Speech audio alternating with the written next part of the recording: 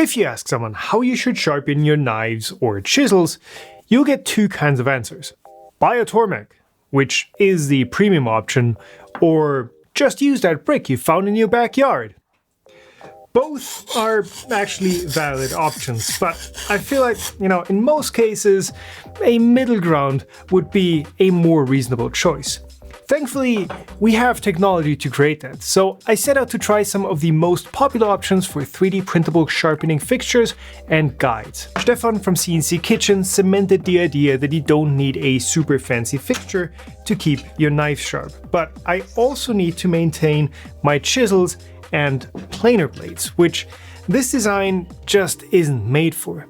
Surprisingly, there aren't too many other printable designs available, so I picked and printed the 5 that seemed the most popular, most feature-rich, or interesting in some other way. There are also helpers available for freehand style sharpening, so I also printed some of those, and we'll try all of these out right after this. Today's sponsor is FlexiSpot. I spend a lot of time at a desk, be it for gaming, doing CAD work, or most of all, researching, writing, and editing these videos. And over the years, I've developed some back and neck issues from injuries, and especially from bad posture at my desk. So having a solid adjustable desk and chair is really important to me. I've been using the FlexiSpot E7Q desk for the last couple of months, and I've now also got their ergonomic C7 office chair as well. Every part of the C7 is completely adjustable, from the main seat, the 3-part adaptable backrest, and best of all, I can even adjust the armrests low enough so that they fit under my desk. Which is the E7Q, and it solves the main problem I have with other sit-stand desks.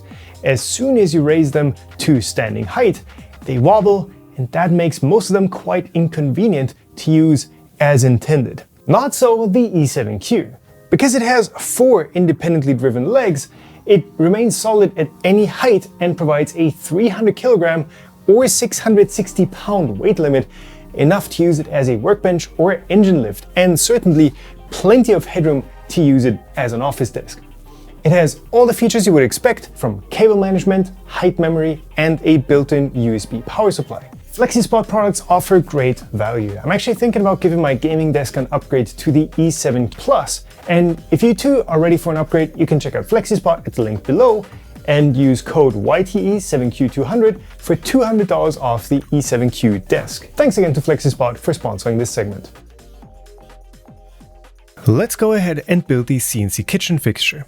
Immediately, it's pretty weird to see Stefan's design use slide-in nuts instead of threaded inserts, but this is a design from quite a while ago. The parts all have a pretty loose fit, which is appropriate for when these were designed, but printers have become so much better that I had to use my trusty adjustment tape to get the tubes to clamp down. The pivot for the grinding arm uses a pretty neat captive latch, but the locking screw for the height calls for an M4 hex head screw, which I don't have, but that's nothing a bit of superglue can't hide. I bought the exact stone set that Stefan used, another one for backup, and a diamond stone set, since that seems to be all the rage these days. In the meantime, I printed the remaining parts I should have printed 2 of, the front foot and another thumb screw conversion piece. Turns out the diamond stones are too large to fit, so I chucked up a regular 600 grit stone. The clamping screw does visibly bend the stone, but it doesn't seem to mind. This will actually create the tiniest amount of a convex grind, which I think is a good thing. For the magnets, I didn't have the exact size called for, but I had these rectangular ones that I can use in pairs. They simply slide into the base, and because the magnets attract each other in there, they stay in place pretty well. Finally, the leg gets installed, and it's done. And yes, I did realize I swapped the 10mm rods, so I fixed that. The refined version by Boss makes a couple of changes. The base kicks out the front feet further forwards for a fortified foothold, and the vertical bar now fits nicely with no clamping screws needed. But while that fit got just tight enough, the slot for the M5 screw of the knife clamp is now too tight, and yes, I did cut myself trying to carve it out. The stone clamp now works lengthwise, and it nicely fits the longer diamond stones, but it's now too loose for the plastic bases of the regular stones. And instead of the captive pivot design, it's now a print-in-place ball that is very stuck in place right off the printer, but once you break it free and then spin it a couple of times, it runs pretty well, but so did the original design. And on the side, there is now a printed screw that holds the pivot in position. Doesn't mar up the bar as much, but I'm not so sure about the longevity of the thread and the screw itself. So overall, the base is a nice upgrade over the original, and the new holder is definitely needed for diamond stones. I'll add those two upgrades on the original and use it as a best of both worlds approach. The design by Nick Nolte works in much of the same fashion. I didn't have any 15mm rods that were called for, so I just printed some. The knife rest is a separate piece on this one, so you can flip it around to sharpen chisels. I don't know if that's intended, but it should work. The pivot design on this one maybe is a little overkill. The design uses 8mm rods exclusively, which I like because they're cheaper and more rigid than aluminum tubes, and you might already have some flying around. And this design goes all in with an LMATU linear bearing for the back and forth motion, a pair of flange bearings to allow for tilt up and down, and an extra pair of skateboard bearings for the swivel left to right. I mean, that absolutely feels extremely smooth, but I kinda doubt that it makes a difference for getting a knife sharp. The stone holder is pretty nice too. It's spring-loaded, so changing a stone is really quick and easy. The Wüsthof stone holder by Pandax is by far the simplest design here. It has a large printed base and uses 10mm rods. The pivot simply is a hole to stick your rod in, and it's specifically made for these larger whetstones. But not the full-sized ones that you get with the little base, but for this compact size that just has an unspecified fine and coarse grit on each of the sides. I bought a couple of these for like $2 or $3 each, and they do work pretty well, but as you can see with this one, you have to flatten them pretty often, and that will wear them down. This is the best one out of the ones I have, and with these simple end pieces to hold them, there is a bit of slack in there. The leading edge system claims to be literally the only available 3D printable knife, scissors, chisel, straight razor, and tool sharpener. It is for sure the most complex one, it calls for the most variety of fasteners, and uses half a pack of threaded inserts to get going, but not the CNC Kitchen style ones, but the injection molding ones, which are not very fun to work with. Like with the other fixtures, I didn't custom order individual screws, and I'm instead using what I have at hand, and that's totally okay. A couple of detail images to help with the assembly would have been nice, but overall, the parts are all designed with pretty much perfect tolerances for 3D printing. The stone holder uses a design similar to the one by Nick Nolte, but here, the use of these simpler threaded inserts caught up to the design and meant I had to glue the fixed side in place as well. The pivot ball also had tolerances that were very tight, so with that already being glued captive into place, I tried my best at reaming that out. This leading edge fixture definitely took the longest to figure out how it fits together, and then also took the longest to build, because it's so modular and tries to do so many things at once. Is it worth it? Well, let's sharpen some knives and some tools and find out. So the most basic knife I want to sharpen is a basic chef's knife. This is a Fiskars Edge, used to have a black Teflon coating on it that started coming off, so I just took it all off. The edge on this one is decent, it's got a bit of a burr on it, but it certainly has some potential for sharpening. The next one is this basic paring knife, or this peeling knife I guess, and the challenge on this one is that the bevel actually goes all the way to the, I guess this would be called a bolster. So we need to get up really close into this edge. Also has a couple nicks, but yeah, it's going to be fun to hold in these fixtures. For tools, we've got some basic chisels. I have sort of intentionally neglected these. Some of these have some quite big dings and they're not exactly square, so that is going to be a challenge on these fixtures. And lastly, a planer. This is also a 2-inch planer blade on this one, Stanley clone, but it's like decent quality. These need to be sharpened quite often, so having something that can do that quickly and reliably and to the proper angle, yeah, would be worth a lot to me. Now, before we start with these more complex fixtures that hold a stone of one sort or another, I also printed these smaller, I guess you would call them angle guides that just fit over these basic, hand sharpening, freehand sharpening stones, and are intended to give you a sort of an angle reference that you can then, butt the knife up against the stone and use that as a sharpening guide. I printed 3 different styles of guides, I guess. This one runs really well, and the recommendation was to print these mirrored so you could have one for either side of your blade. So that goes like that, and then the other one goes like this. Then this guide, same idea. You put your stone in there. I guess this size is the only really sort of standardized size that you can get of these freehand sharpening stones. But this guy has the issue that it really doesn't slide well. It binds up more than this guy over here, and that is because it actually doesn't run on the flat sides of the guides here, but it sort of wedges itself in the rounded part. So this is, yeah, you can see this gets stuck really easy. So if you put a knife on there, that's just not going to work. So this one here apparently is made for a different size stone. So if I just get my regular stone in here with the non-stick rubber base, it doesn't fit. I mean, I guess I could use that as an angle guide and get a zero clearance, but it's obviously not intended to be used that way. I do have some small diamond plates, and I guess we could chuck one of these in here, but that also is just way too much of a gap. So this seems to be made for some sort of specialty size stone. And then lastly, this is the only one so far that would be usable. This one also has pretty good tolerances here. This is about the same, or maybe a little less than the other one, of a free hanging length. But the issue I've seen with this is I don't have the wood base. I have the rubber base for the stone. And as soon as you touch that, it just gets caught. Let's give this one a try anyway and see if we can make this work and sharpen something with it.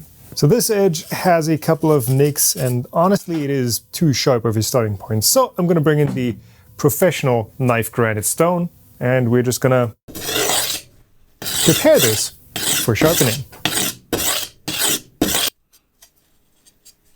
That was surprisingly hard to get dull, but yeah, this is now completely rolled over. You can see how shiny that edge is. Let's get it sharp again.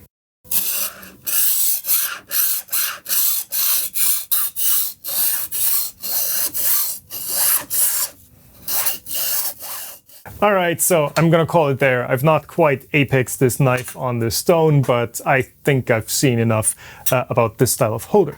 There are two main problems with this. First of all, we are missing out essentially the last, I don't know, inch, the last 2-3 centimeters of the blade from sharpening. Like, there's no way to get this to the stone by using this guide. So this bit back here, you're gonna have to freehand either way. And then also, everything just moves around while you're sharpening. You have to keep the blade on the holder. You have to press it down like this. You have to guide the holder, otherwise you're just going to slide the knife off the holder or off the guide. And then you also have to make sure you're making contact from the knife to the stone, and you sort of have to tilt it back and forth to make sure you make contact not at the edge of the stone, but actually in the middle somewhere. There are just too many moving things that you have to control for it. So you just end up intermittently making contact between the knife and the stone, and you're skipping around, and you have to concentrate really hard to get it right, which is the thing that I wanted to avoid. If I want to concentrate real hard, I can just freehand it. You know, use one of these little angle guides. This is one that came with my strop, 17 degrees. There we go. That's like my reference. Boom, I can sharpen it, and it takes like a third of the time. These guides, as simple as they look, I just don't think they actually make your life easier. Just freehand it instead of using one of these. But you know, one thing where this could be useful would be with chisels, where you just have one position that you push it against the stone, and you keep this in place for most of the time. You can micro adjust it just like up and down. So one of these guides that fits the stone and has sort of a 90-degree vertical guide for a chisel at the correct 30 degrees. This is not a knife. This doesn't go to 17. This goes to 30 degrees. That might actually be something that works. And with a chisel also, you don't care about, you know, this gap being too large, because you can just slide it down and this has a larger reference surface. So back into the water with you to get you flushed out. So next up, the CNC Kitchen best of improved sort of version. I put different magnets in here than what were recommended, but this actually snaps down incredibly well. Like, this is, I can lift up the entire fixture. I'm just using the front foot as a reference to get the blade in line. One thing I'm noticing with the chef's knife on here is that the travel, the range of motion that we get here from left to right, from heel to the tip of the knife, is just barely not enough back here in the pivot. Like, if I go to the very tip, it twists it and then it twists it back. So that is not a big deal, probably because it just twists in the base. It just twists down here, so it's not changing the angle or anything. but just a little bit more travel would have been nice. In the included angle guide set, you get 20 and you get 15, but you don't get 17, which is what kitchen knives are typically sharpened at. But this reference surface here is at 17, so you just need to level out basically your stone holder, either by eye or with an angle gauge, and you're going to have your 17. Yeah, close enough.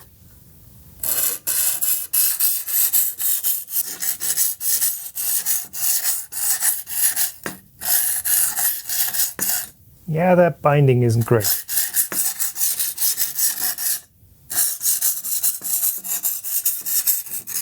I'll just keep moving through the grids. This was 180, so I don't know, I'll do 1,000 or something, and then we can get an evaluation of how sharp this ended up.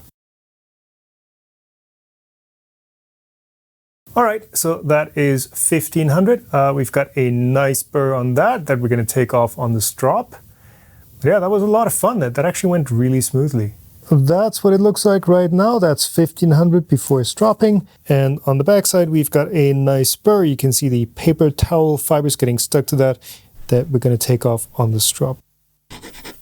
And after a couple of licks on the diamond paste strop, this is what I'd consider done. It is not quite shaving sharp, but it does pass the nail test, so it doesn't slide off there. And I did make these sort of sharpness tester gauges. Editing Tom here, these did not work as intended. The wire used was way too thin, so instead of getting cut, it just ripped. So all the knives got the same reading. Yeah, nothing learned. Okay, moving on. Next up, the paring knife. Same idea, knife goes on. This one actually sticks pretty well. I hate that sound. And back here, as predicted, we can't quite get all the way to the back of the blade, but I don't think that last millimeter is going to be much of an issue. Okay, I went up to 1,500 again. This is after the strop, and I think that looks real nice. That looks very satisfactory for a small kitchen knife. What else can we sharpen here? Well, I tried fitting a chisel in here, but the only way you can actually chuck it up is sort of like that, where it rests on the back here. But then you have to take the pivot all the way up to get to your 30 degrees. And at that point, it binds up. So you can't get to the 30 degrees you need here. You would need to chuck this up like this somehow, but that seems a bit flaky. Now, what would fit on here is the planer blade. Now, if you would sharpen this freehand, you could just leave the chip guard on and just give it a couple of rubs and that's it. But to fit it in here, I think like that would fit. We can even use the clamp, and then we can sharpen out here to 25 degrees.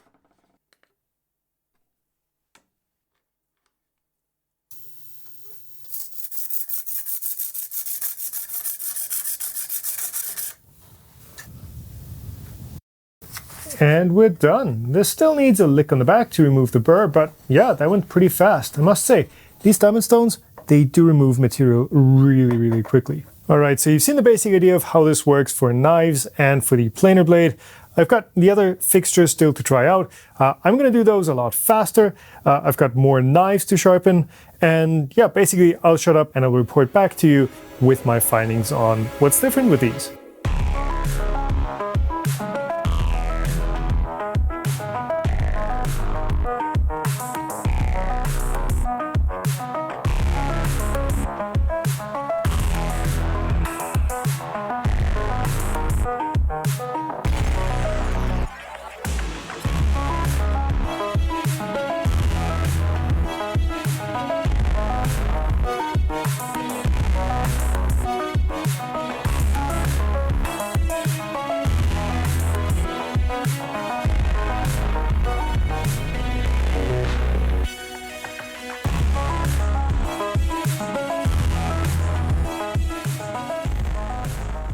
So, what do we learn?